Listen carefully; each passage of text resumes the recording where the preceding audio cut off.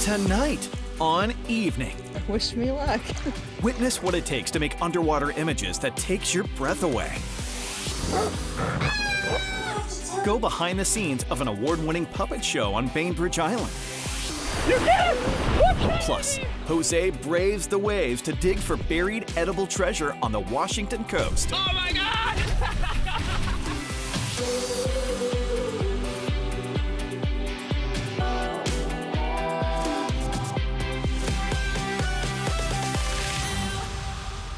Welcome to the show from Bubble Planet in Bellevue. I'm St. Brian, and I've got my iPhone set to selfie mode because here you've got 10 themed bubble rooms to explore and float around in. This is really cool. This is really trippy. Best friends Issy Kaparik and Harper Zarling have entered a world full of strange lights, of aquatic dreams, and oh, so many bubbles. It's like my childhood fantasy fulfilled. Yeah, it's like a huge bathtub and we all get to play in it just like when we were kids. A month's worth of social media content, all within an hour-long visit. This is Bubble Planet, and it's all part of executive producer John Zaller's global campaign to bring play, joy, and inspiration to the world. It came up a few years ago in a brainstorming session. We said, let's make something fun. And what was the most fun you had as a kid? It was making bubbles. Every one of the rooms here offers visitors a different multi-sensory experience. There are optical illusions, imaginary worlds, and yes, many, many bubbles. This is insane. This really is cool. It's an experience that encourages guests to release their inner child. It's just a really cool place, not only for influencers or coming with your friends, but for kids, I think my grandma would enjoy this. And with adult tickets under $20, you won't take a bath, unless you want to. It appeals to all the generations, every kid from 4 to 104. And it's one that we're really thrilled to bring to Bellevue throughout the summer. Bubble Planet is closed only one day of the week. Tuesdays, wouldn't you know? So we've got the entire run of the place to ourselves, and we'll be visiting some of the other rooms a little bit later in the show. But first, creating art takes bravery, a willingness to expose oneself. Two artists in Tacoma have been doing just that for a couple of years now, and they'd be the first to admit they're in way over their heads. They are images that seem to have been plucked from dreams. Sometimes eerie, always beautiful, products of an underwater collaboration between photographer Dean Burke and artist-model Jillian Nettles. When we do this, we usually start the conversation a week before a shoot, and kind of just relaying ideas back and forth. It's a Saturday morning on Tacoma's Owen Beach. The water a clear but chilly 48 degrees. When it's below 50, it's pretty cold, even for me. Dean has a wetsuit, a warm blanket compared to what Jill will be wearing. Wish me luck. But every time I go in the water, I like to say, hello, mother. The water may be just fine for a seal, but believe me, going in past your knees is a true act of bravery. I think the key is just knowing what to expect. They have no more than 20 minutes to shoot before Jill's core temperature drops to dangerous levels. When we're shooting underwater, she's moving, I'm moving, the entire stage is moving, right? So that's a lot of dynamic elements at play at once. For the sake of art, Jill has become a certified freediver. And that led me to really hone my ability to swim efficiently and hold my breath. And then it just became playful, I think. I learned a lot about nose bubbles and awkward positions and pointing your toes and relaxing your facial muscles, just staying relaxed, yeah. When 20 minutes are up, Jill and Dean head back to shore, where Jill has a gallon of warm water waiting for her. And Dean has a towel. Fully dressed with a thermos of hot coffee, Jill is visibly shaking. Oh, this is nothing. It's been worse. This is the after drop. And all your cold blood goes to your core. And you get a little much colder, but it doesn't last that long. Dean is excited by at least one image. To add to the collection, all captured in a single breath, in chilly waters, only recently clean enough to swim. The idea that we get to do this is a gift, so the appreciation, it's at the core of it. Dean Burke's underwater photography is on view now at Barlow Gallery. We have a link to his website, also from our own, which is king5evening.com. If you're looking for a new place to hang out and don't mind a little noise, I may have found just the place for you in Tacoma. All right, we are all set to go. Good luck, have fun, especially the football. It may look like a game, but on Wednesday nights, tournament nights, things can get actually pretty serious. They have world rankings, and so if you play in our Wednesday tournaments, you'll be ranked in the world for pinball. Like, people come from Rennes, people come from Bremerton, people come from Seattle too. Altwin Hoxford has been competing for more than 10 years. He knows how to ride a machine just short of tilting. And I love the dance you can do. The flipping the ball, getting the right shot, getting where it's set up and where you got to go with it. To me, it's lovely to be able to really get into a game and play with the top players in the world. That passion is big. Altwin takes care of his tools, his hands. I wear gloves. There's a few players that do that. It's not only men at play here at the Triple Knock, women also play in their own tournaments the second Sunday of every month. Yes, it may look intense, but the Triple Knock is really about having fun. It's a really friendly atmosphere. Like, everybody's super nice here. People come here to have a good time and hang with their friends, get a couple drinks and play pinball. Woo! The Triple Knock is open weekdays from 4 p.m. to 2 a.m. They open at noon on weekends. It's just one of the great places to visit on Tacoma's 6th Avenue. One of many. Still ahead. Hey everybody, I am Chef McKinney, and today we are making a breakfast bagel sandwich that will make New York City jealous. But up next, do you think we're gonna get some clams? Yeah, definitely. Jose hits the Washington coast for a lesson in catching razor clams. Wow! Local stories make a difference. I want to check that out. With the power to enrich lives, strengthen communities, and make us smile. Evening is made possible by Primera Blue Cross. Primera Blue Cross, always in your corner. 3, 2, 1. That's Tom Cruise winging it in the most talked about stunt on Mission Impossible: The Final Reckoning. It is the most extreme practical action ever filmed. New clips have been released of Tom hanging off a plane at 8,000 feet with 140-mile-per-hour winds. Just going to say most passengers should probably follow the rules and properly fasten their seatbelts. Hold on as long as you can. Mission Impossible: The Final Reckoning hits theaters May 23rd. I prefer flying on the inside of a plane, but I guess that's just how I roll, how I barrel roll.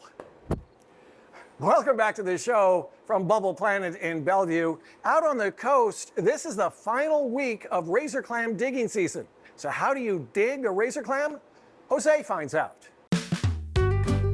It's a hunt that brings thousands of people to the Washington coast. More people participate in razor clamming than any other fishery in the state. It brings out the largest crowds and the widest age group of people to dig. There he is. Do you think we're gonna get some clams? Yeah, definitely. I am a rookie razor clam digger, but I got a secret weapon. This guy. My name is Bryce Blumenthal. I'm a coastal shellfish biologist, specifically with razor clams. First, some rules. You gotta make sure you have the license.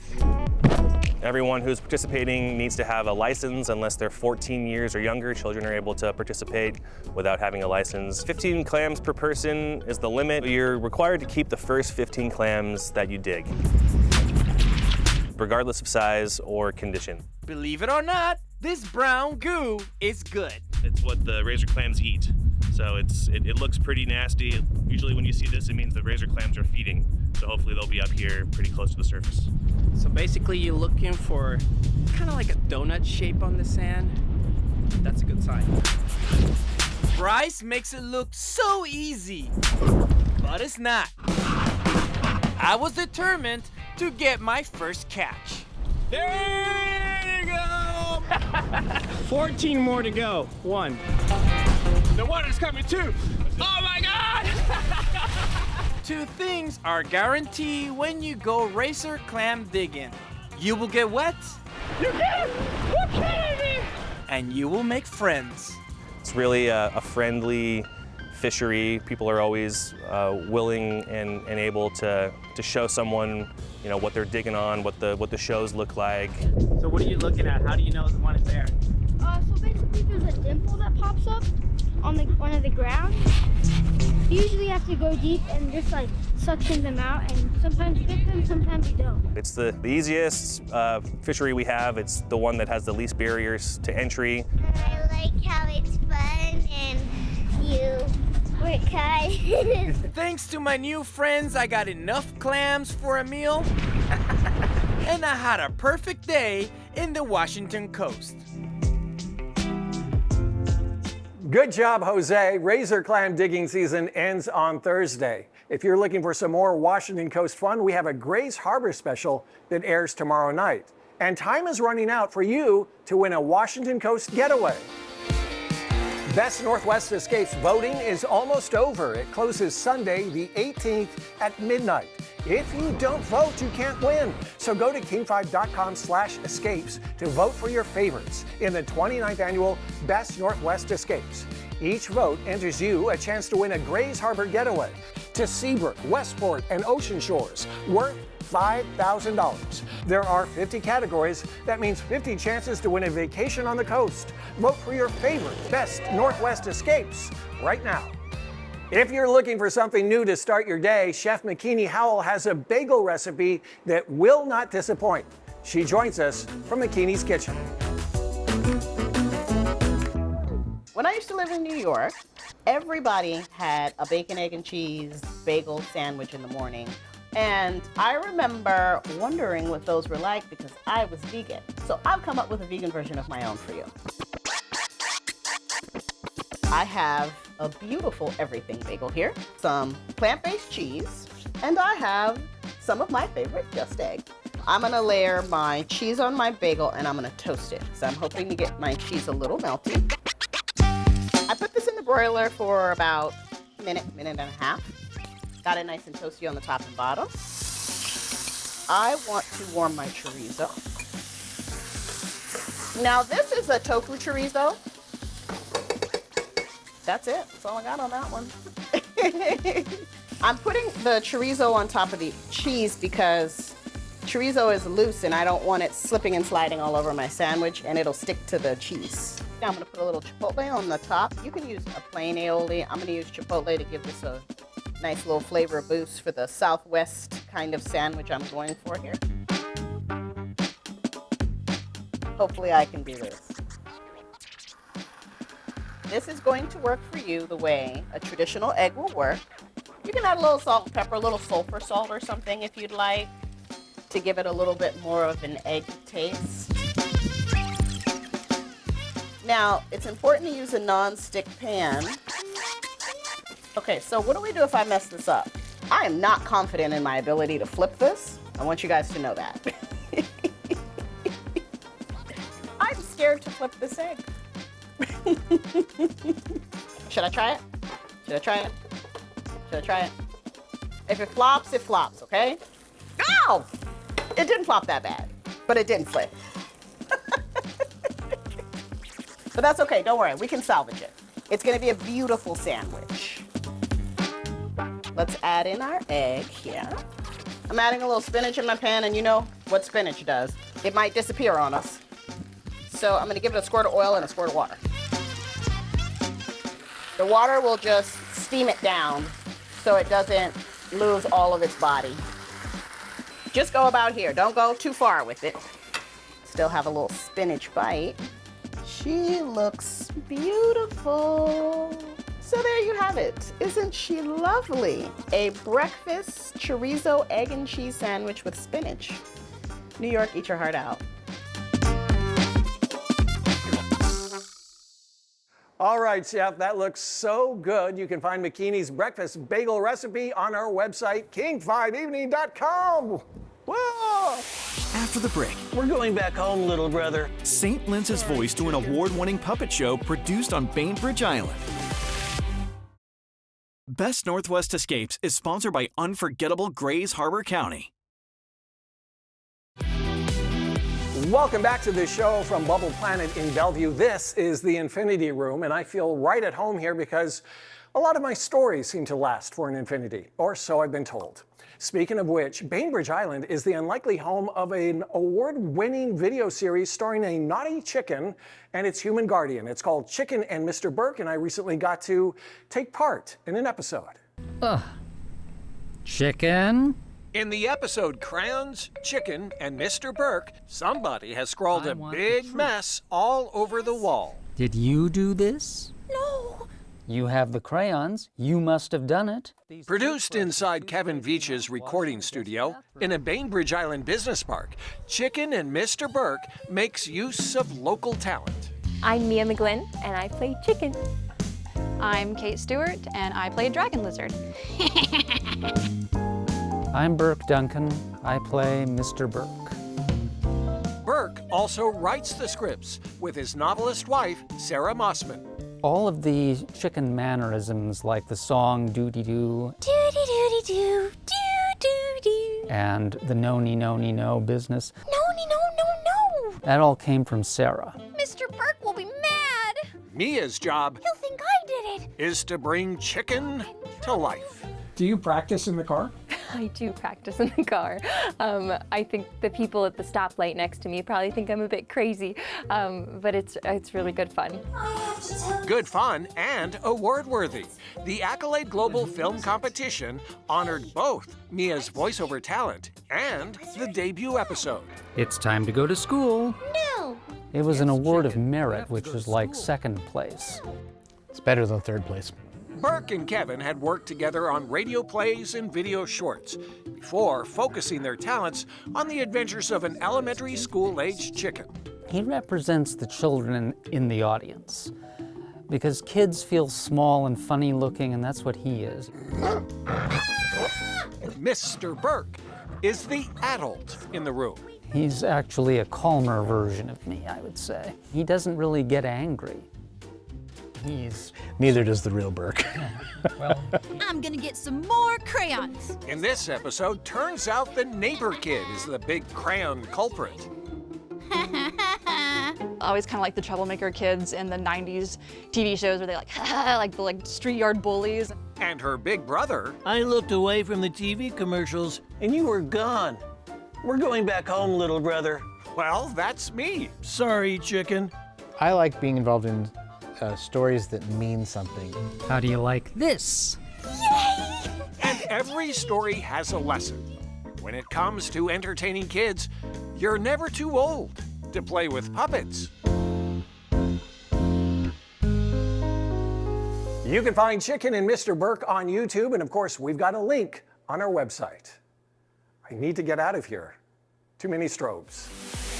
When we come back, take in the sights of a hidden park on the shores of Seattle's Portage Bay. Now in our 39th season, Evening shares local stories that make our community shine. Thanks to support from PEMCO Insurance. PEMCO empowers the Northwest to prevent the preventable. Learn how at PEMCO.com. That is going to wrap things up for us here at Bubble Planet in Bellevue. They open Wednesday at 9:30 in the morning. We are going to leave you with some sights and sounds from Fritz Hedges Waterway Park, which overlooks Portage Bay in Seattle. Thanks so much for watching. We'll catch you next time.